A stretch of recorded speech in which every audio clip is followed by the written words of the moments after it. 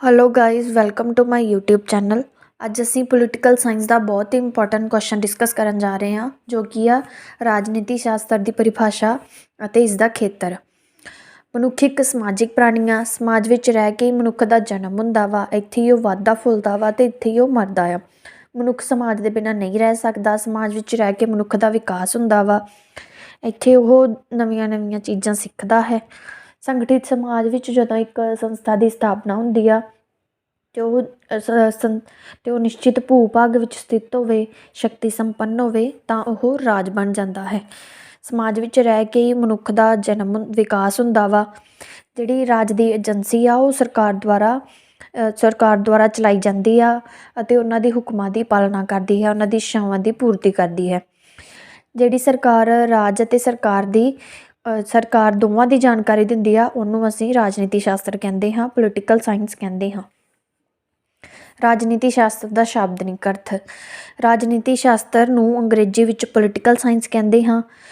ਇਸ ਦਾ ਵਿਕਾਸ ਪੋਲੀਟਿਕਸ ਸ਼ਬਦ ਤੋਂ ਹੋਇਆ ਹੈ। ਇਹ ਸ਼ਬਦ ਗ੍ਰੀਕ ਦੇ ਸ਼ਬਦ ਪੋਲਿਸ ਤੋਂ ਬਣਿਆ ਹੈ, ਜਿਸ ਦਾ ਅਰਥ ਹੈ ਨਗਰ ਰਾਜ। ਗ੍ਰੀਕ ਦੇ ਲੋਕ ਪਹਿਲਾਂ ਛੋਟੇ ਛੋਟੇ ਨਗਰ ਰਾਜਾਂ ਵਿੱਚ ਰਹਿੰਦੇ ਸਨ, ਇਸ ਲਈ ਇਹਨੂੰ ਨਗਰ ਰਾਜ ਕਿਹਾ ਜਾਂਦਾ ਸੀ। ਪਰ ਅੱਜ ਇਹ ਲੋਕ ਵੱਡੇ ਵੱਡੇ ਰਾਜਾਂ ਵਿੱਚ ਰਹਿੰਦੇ ਸੀ, ਇਸ ਲਈ ਇਸ ਦਾ ਨਾਂ ਰਾਜ ਪੈ ਗਿਆ। ਰਾਜਨੀਤੀ ਸ਼ਾਸਤਰ ਦੀਆਂ ਪਰੰਪਰਾਗਤ ਪਰਿਭਾਸ਼ਾਵਾਂ। ਹਰ ਵਿਦਵਾਨਾਂ ਦੀਆਂ ਅਲੱਗ ਅਲੱਗ ਪਰਿਭਾਸ਼ਾਵਾਂ ਵਾ, ਕਿਸੇ ਦੀ ਵੀ ਕਿਸੇ ਨਾਲ ਮੈਚ ਨਹੀਂ ਕਰਦੀ। ਕੁਝ ਵਿਦਵਾਨਾਂ ਨੇ ਕਿਹਾ ਵਾ ਕਿ ਜੋ ਰਾਜਨੀਤੀ ਸ਼ਾਸਤਰ ਆ ਉਹ ਸਿਰਫ ਰਾਜ ਦਾ ਅਧਿਐਨ ਕਰਦਾ ਵਾ। ਕੁਝ ਵਿਦਵਾਨਾਂ ਨੇ ਕਿਹਾ ਵਾ ਕਿ ਜੋ ਰਾਜਨੀਤੀ ਸ਼ਾਸਤਰ ਆ ਉਹ ਸਰਕਾਰ ਦਾ ਅਧਿਐਨ ਕਰਦਾ ਆ, ਅਤੇ ਕੁਝ ਨੇ ਕਿਹਾ ਵਾ ਕਿ ਰਾਜ ਅਤੇ ਸਰਕਾਰ ਦੋਵਾਂ ਦਾ ਅਧਿਐਨ ਕਰਦਾ ਹੈ। ਇਹਦੇ ਮੁੱਖ ਵਿਦਵਾਨ ਹਨ ਗੈਟਿਲ, ਬਲੰਟਸ਼ਲੀ, ਗੈਰਿਜ, ਗਾਰਨਰ ਆਦਿ। ਬਲੰਟਸ਼ਲੀ ਕੇ ਅਨੁਸਾਰ ਰਾਜਨੀਤੀ ਸ਼ਾਸਤਰ ਉਹ ਵਿਗਿਆਨ ਆ ਜੋ ਰਾਜ ਨਾਲ ਸੰਬੰਧਿਤ ਹੋਵੇ, ਜਿਸ ਵਿੱਚ ਰਾਜ ਦੀ ਮੂਲ ਪ੍ਰਕਿਰਤੀ, ਰਾਜਾਂ ਦੇ ਰੂਪਾਂ, ਉਹਨਾਂ ਦੀਆਂ ਮੂਲ ਸਥਿਤੀਆਂ ਦਾ ਜਾਣਨ ਦਾ ਯਤਨ ਕਰਦਾ ਹੈ। ਗਾਰਨਰ ਅਨੁਸਾਰ ਰਾਜ ਦਾ ਜਨਮ ਅਤੇ ਅੰਤ ਰਾਜ ਦੇ ਨਾਲ ਹੀ ਹੁੰਦਾ ਹੈ। ਰਾਜਨੀਤੀ ਸ਼ਾਸਤਰ ਸਰਕਾਰ ਨਾਲ ਸੰਬੰਧਿਤ ਹੈ।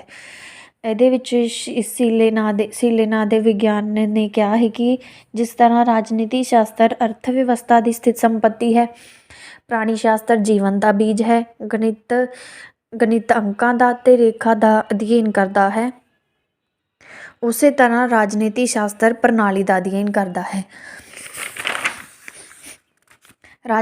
ਹੁਣ ਅਸੀਂ ਰਾਜਨੀਤੀ ਸ਼ਾਸਤਰ ਦੇ ਖੇਤਰ ਬਾਰੇ ਜਾਣਦੇ ਹਾਂ।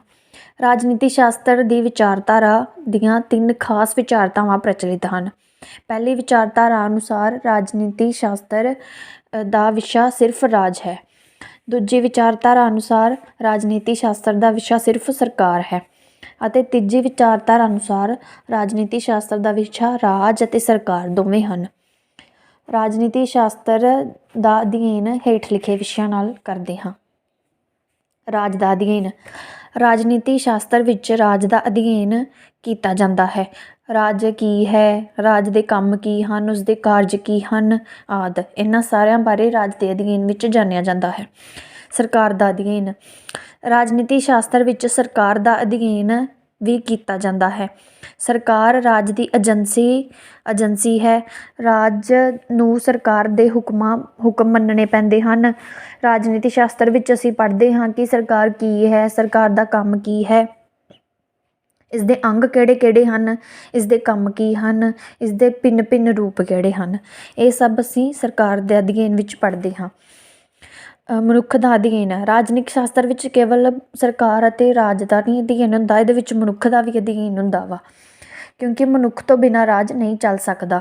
ਮਨੁੱਖ ਦੇ ਬਿਨਾਂ ਰਾਜ ਦੀ ਕਲਪਨਾ ਵੀ ਨਹੀਂ ਕੀਤੀ ਜਾ ਸਕਦੀ। ਇਸ ਲਈ ਇਸ ਵਿੱਚ ਅਸੀਂ ਇਹ ਅਧਿਐਨ ਕਰਦੇ ਹਾਂ ਕਿ ਮਨੁੱਖ ਦਾ ਰਾਜ ਨਾਲ ਕੀ ਸੰਬੰਧ ਹੈ, ਉਸਦੇ ਕੰਮ ਕੀ ਹਨ ਆਦਿ। ਰਾਜਨੀਤਿਕ ਵਿਚਾਰਧਾਰਾ ਦਾ ਅਧਿਐਨ। ਰਾਜ ਕੀ ਹੈ, ਰਾਜ ਦੇ ਕਿਹੜੇ ਕਿਹੜੇ ਰੂਪ ਹਨ, ਰਾਜ ਦੇ ਕੰਮ ਕੀ ਹਨ, ਉਹਨਾਂ ਦੀਆਂ ਸੀਮਾਵਾਂ ਕੀ ਹਨ, ਰਾਜ ਦੇ ਹੁਕਮ ਲੋਕ ਕਿਉਂ ਮੰਨਦੇ ਹਨ, ਕਿਹਨਾਂ ਅਵਸਥਾਵਾਂ ਵਿੱਚ ਲੋਕਾਂ ਨੂੰ ਬੋਲਣ ਦਾ ਅਧਿਕਾਰ ਹੁੰਦਾ ਹੈ। ਇਹ ਸਾਰੀਆਂ ਗੱਲਾਂ ਅਸੀਂ ਇਸ ਵਿੱਚ ਪੜ੍ਹਦੇ ਹਾਂ। ਵੱਖ ਵੱਖ ਵਿਦਵਾਨਾਂ ਨੇ ਇਸ ਬਾਰੇ ਆਪਣੀਆਂ ਆਪਣੀਆਂ ਵਿਚਾਰਧਾਰਾ ਪੇਸ਼ ਕੀਤੀਆਂ ਹਨ। ਨੈਕਸਟ, ਰਾਜਨੀਤੀ ਸੱਭਿਆਚਾਰ ਦਾ ਅਧਿਐਨ। ਰਾਜਨੀਤੀ ਸ਼ਾਸਤਰ ਵਿੱਚ ਕੇਵਲ ਰਾਜ ਅਤੇ ਸਰਕਾਰ ਦਾ ਨਹੀਂ ਬਲਕਿ ਰਾਜਨੀਤੀ ਸੱਭਿਆਚਾਰ 'ਤੇ ਵੀ ਜ਼ੋਰ ਦਿੱਤਾ ਜਾਂਦਾ ਹੈ। ਵਿਦਵਾਨਾਂ ਨੇ ਗੱਲਾਂ ਦਾ ਵਿਸ਼ਲੇਸ਼ਣ ਕਰਦੇ ਹੋਏ ਭੂਗੋਲਿਕ ਪ੍ਰਸਥਿਤੀ, ਭਾਸ਼ਾਵਾਂ, ਜਾਤਾਂ ਦਾ ਰਾਜਨੀਤਿਕ ਪ੍ਰਕਿਰਿਆ 'ਤੇ ਪ੍ਰਭਾਵ ਹੈ। ਲੀਡਰਸ਼ਿਪ ਦਾ ਅਧਿਐਨ। ਰਾਜਨੀਤਿਕ ਸ਼ਾਸਤਰ ਦਾ ਇੱਕ ਅਹਿਮ ਹਿੱਸਾ ਲੀਡਰਸ਼ਿਪ ਵੀ ਹੈ।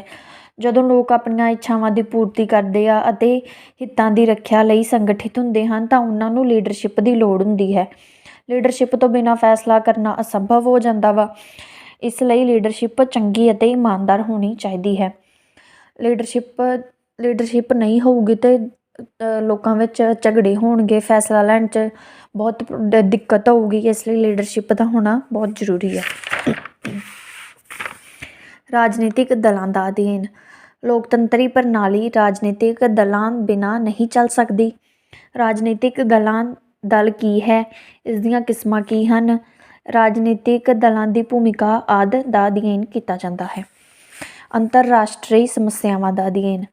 ਵਰਤਮਾਨ ਕਾਲ ਵਿੱਚ ਕੋਈ ਵੀ ਰਾਜ ਆਤਮ ਨਿਰਭਰ ਨਹੀਂ ਰਹਿ ਸਕਦਾ। ਰਾਜ ਨੂੰ ਆਪਣੀਆਂ ਲੋੜਾਂ ਪੂਰੀਆਂ ਕਰਨ ਲਈ ਦੂਜੇ ਰਾਜ ਦੀ ਮਦਦ ਲੈਣੀ ਪੈਂਦੀ ਆ। ਇਸ ਲਈ ਉਹ ਦੂਸਰੇ ਰਾਜਾਂ ਦਾ ਸਹਾਰਾ ਲੈਂਦਾ ਵਾ। ਪਰ ਇਹਦੇ ਨਾਲ ਬਹੁਤ ਸਾਰੀਆਂ ਸਮੱਸਿਆਵਾਂ ਪੈਦਾ ਹੋ ਜਾਂਦੀਆਂ ਵਾ।